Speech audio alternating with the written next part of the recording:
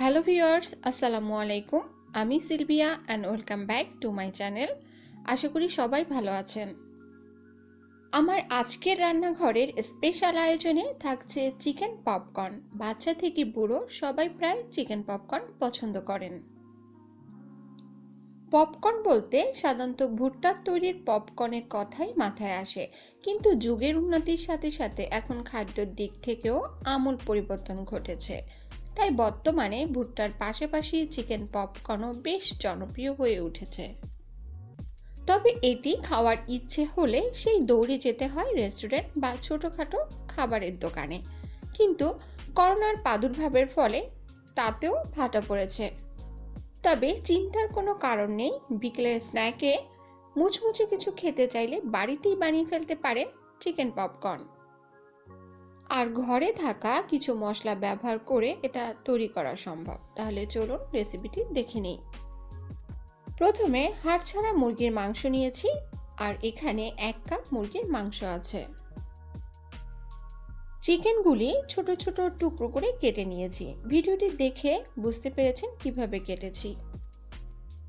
এবার এতে এক এক করে মশলাগুলো অ্যাড করছি। প্রথমে দিলাম 1 চা চামচ পেঁয়াজ বাটা, হাফ চা চামচ জিঞ্জার পাউডার, হাফ চা চামচ গার্লিক পাউডার। আপনি চাইলে আদা রসুনের বাটাও ব্যবহার করতে পারেন। এবার দিলাম হাফ চা চামচ সাদা গোলমরিচের গুঁড়া, 1 চা চামচ লাল মরিচের গুঁড়া, 1 টেবিল চামচ কর্নফ্লাওয়ার, 1 চা চামচ সয়া সস,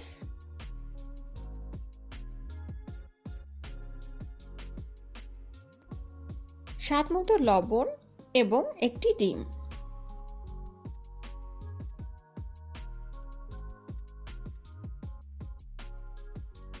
এবার সব উপকরণ হাত দিয়ে ভালো করে মিশিয়ে নিলাম। অবশ্যই লক্ষ্য রাখবেন সব উপকরণ যেন চিকেনের সাথে ভালোভাবে মিশে যায়। এবার 1 ঘন্টার জন্য ফ্রিজের নর্মাল সেকশনে রেখে দিলাম। তবে ফ্রিজেই রাখতে হবে এমন নয়, আপনি ফ্রিজ ছাড়া খোলা জায়গাতেও ঢেকে রেখে দিতে পারেন। আবার রেস্টে না রেখে সাথে সাথেও ভেজে নিতে পারেন। ফিরে এসেছি 1 ঘন্টা পরে।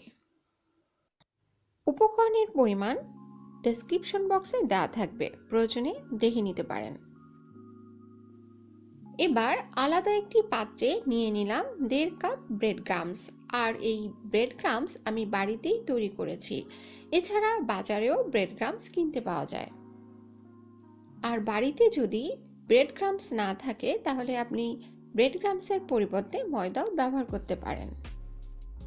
এবার একটা একটা চিকেনের টুকরো ব্রেড ক্রাম্বসের মধ্যে দিয়ে মিশিয়ে নিলাম। অন্যদিকে আগেই চুলার ওপরে একটি ফ্রাই প্যানে তেল দিয়ে তেল গরম করে নিয়েছি। এবার যে চিকেনের টুকরোগুলো ব্রেড ক্রাম্বসে কোটিং করে রেখেছিলাম সেগুলো একটি একটি করে দিয়ে দিলাম।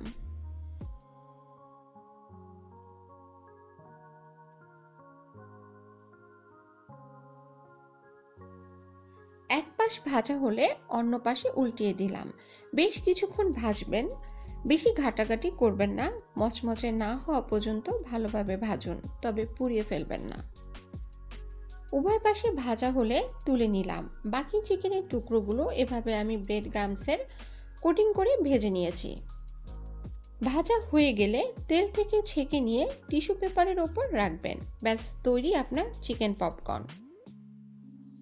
এবার সস বা মেয়োনিজের সঙ্গে গরম গরম পরিবেশন করুন। এই নাস্তাটি যেমন বিকেলের নাস্তা হিসেবে খাওয়া যায়, তেমনি বাচ্চাদের টিফিনেও কিন্তু দেয়া যায়। আজকে এই রেসিপিটি সহজভাবে দেখানোর চেষ্টা করেছি। আশা করি আপনাদের কাছেও সহজ মনে হয়েছে। রেসিপিটি ভালো লাগলে একটা লাইক দিবেন। আর যদি পারেন আপনার ফ্রেন্ডস অ্যান্ড ফ্যামিলির মাঝে আমার রেসিপিগুলো শেয়ার করবেন, যাতে করে তারাও আমার রেসিপি দেখে উপকৃত হতে পারে। আমার এমন নিত্য নতুন রেসিপি পেতে চাইলে আমার চ্যানেলকে সাবস্ক্রাইব না করে থাকলে সাবস্ক্রাইব করে নেবেন। আমার সাথে সরাসরি যোগাযোগ করতে চাইলে আমার ফেসবুক পেজটি ফলো করে রাখতে পারেন।